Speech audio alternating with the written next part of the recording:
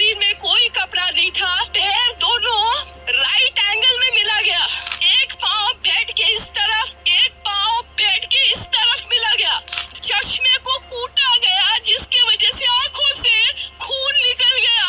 गला दबाकर मारा गया। इंडिया के 9 अगस्त को कोलकाता से एक ऐसी खबर सामने आती है जो पूरे देश को हिला कर रख देती है।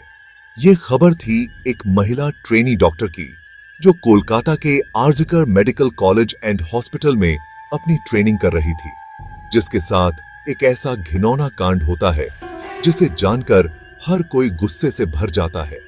हॉस्पिटल जैसी सुरक्षित माने जाने वाले जगह पर इस महिला डॉक्टर का मर्डर और रेप होना काफी चौंकाने वाला था।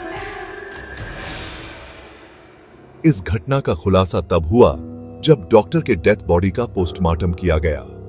आपने शायद पहले कभी ना सुना हो कि पहले पोस्टमार्टम किया गया और बाद में एफआईआर दर्ज की गई, मगर यह शायद ऐसा इकलौता मामला है जिसमें ठीक ऐसा ही हुआ है। पूरा वीडियो देखने के बाद आप गुस्से से भर जाएंगे। कैसे सिस्टम ने एक लड़की के गुनाहगारों को बचाने की पूरी कोशिश की। पोस्टमार्टम रिपोर्ट ने लोगों की रूह तक को हिला दिया, क्योंकि यह मामला सिर्फ एक मर्डर का नहीं था, बल्कि इससे कहीं ज्यादा खौफनाक केस था। पोस्टमार्टम रिपोर्ट में खुलासा हुआ कि उस डॉक्टर की हत्या गला घोंट कर की गई थी, इतनी ताकत से कि उनका थायराइड कार्टिलेज पर घावों के निशान पाए गए। इससे साफ हुआ कि यह सिर्फ मर्डर का मामला नहीं था। उस रात को क्या कुछ ऐसा हुआ था जिसे जानकर आप गुस्से से बौखला जाओगे? क्या वहां कोई और था जिसने इस क्रूर घटना को अंजाम दिया? और अगर था तो आखिर कौन था? इन्हीं सवालों के जवाब खोजते हुए हम आज की इस वीडियो में आपको बताएंगे कि आखिर क्या हुआ था उस रात। श्रुति नाम की ट्रेनी डॉक्टर अपनी नाइट शिफ्ट पर होती है और वह अपनी जॉब कर रही होती है। तभी रात के 11 बजे उन्हें अपनी मदर का फोन आता है, जैसे कि हर दिन आता था। मां ने कहा कि श्रुति टाइम से खाना खा लेना और सो जाना। उन्होंने श्रुति से और कुछ बातचीत की और फोन काट दिया। अपनी मां से बात करने के बाद श्रुति पेशेंट्स को देखने राउंड पर निकल जाती है। सारे पेशेंट्स को देखने में और अपना काम खत्म करने में श्रुति को रात के 2 बज जाते हैं। खाना खाते खाते और एक दोस्त के साथ बात करते हुए रात के 3 बज जाते हैं और इस वक्त श्रुति थोड़ी थकान सी फील कर रही होती हैं। तो वह अपनी थकान को दूर करने के लिए इस हॉस्पिटल के 4th फ्लोर में बने सेमिनार हॉल में चली जाती है। इसी दौरान जैसे वह सेमिनार हॉल में इंटर करती है, तभी एक दरिंदा उसे तेजी से दीवार की तरफ पकड़कर ले जाता है और मुंह दबा लेता है। इस दौरान वह खूब फड़फड़ाती है, हाथ पैर चलाती है, तभी दरिंदा तेजी से उसे फिर पटक देता है। इस दौरान उसके चश्मे का शीशा टूटकर आंखों में घुस जाता है। इस वजह से श्रुति बेहोश हो जाती है। इसके बाद दरिंदा अपनी हवस बुझाता है। इसके बाद पकड़े जाने के डर से वह श्रुति की हत्या करने में जुट जाता है। हत्या कर शव को बेंच के बगल में सोने की अवस्था में रख देता है, जिससे दूर से देखने पर लगे कि कोई सो रहा है। 9 अगस्त सुबह करीब 7 बजे कॉल डिटेल रिकॉर्ड के मुताबिक ठीक यही वो वक्त था जब आरजी कर अस्पताल से अस्पताल के प्रिंसिपल डॉक्टर संदीप घोष के मोबाइल पर पहला फोन आया था। फोन करने वाला अस्पताल का ही एक स्टाफ था। उसने डॉक्टर घोष को पहली बार यह जानकारी दी कि चेस्ट मेडिसिन डिपार्टमेंट में तैनात ट्रेनी जूनियर डॉक्टर की लाश सेमिनार हॉल में पड़ी है। पूरी जानकारी देने के बाद फोन कट जाता है। अगले कुछ मिनटों में फोन करने वाला अब डॉक्टर घोष को व्हाट्सएप पर जूनियर डॉक्टर की लाश की तस्वीर भेजता है। लाश तब तक सेमिनार हॉल में ही पड़ी थी। डॉक्टर संदीप घोष आरजीकर अस्पताल से लगभग आधा घंटा की दूरी पर फूल बागान इलाके में रहते हैं। खबर मिलने के बाद ही वो अस्पताल जाने के लिए तैयार होने लगते हैं। उधर सेमिनार हॉल में पड़ी लाश की खबर अब तक पूरे अस्पताल में फैल चुकी थी।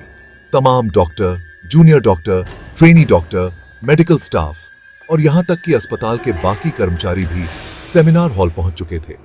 लेकिन डॉक्टर और मेडिकल स्टाफ होने और क्राइम सीन की अहमियत जानने के बावजूद हर कोई जाने अनजाने क्राइम सीन के सबूतों को अपने जूतों, चप्पलों और हाथों के निशान से मिटाता रहा। लाश के इर्द गिर्द शायद ही ऐसी कोई चीज हो जिस पर भीड़ ने अनजाने में अपनी निशानियां ना छोड़ी हो। ये वो पल था जब मौका-ए वारदात से सबूतों के साथ सबसे ज्यादा खिलवाड़ हुआ।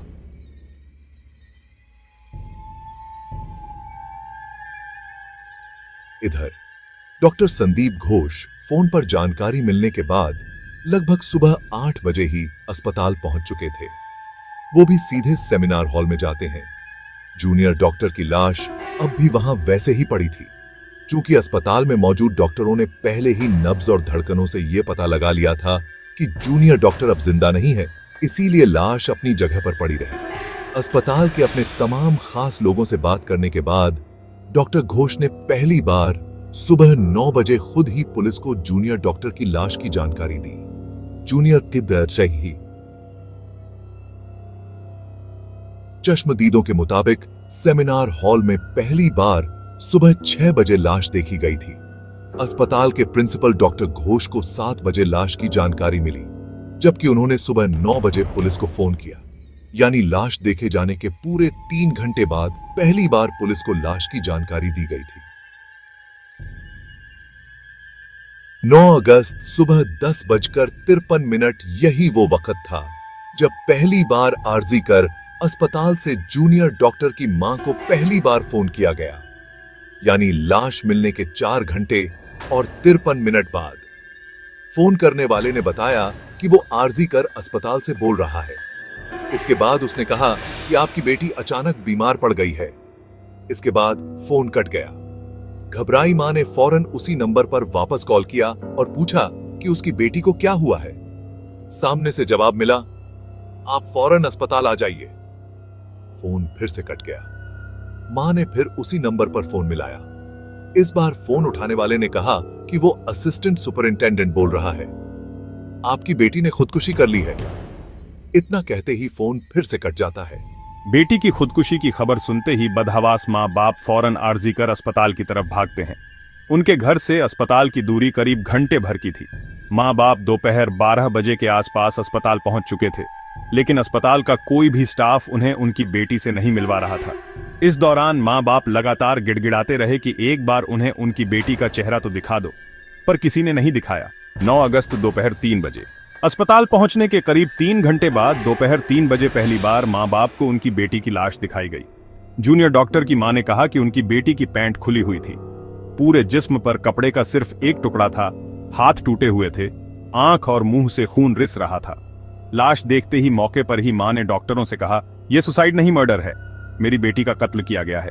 लाश की हालत ही कुछ ऐसी थी कि उसे देखकर कोई भी ये आसानी से बता सकता था कि यह मर्डर है।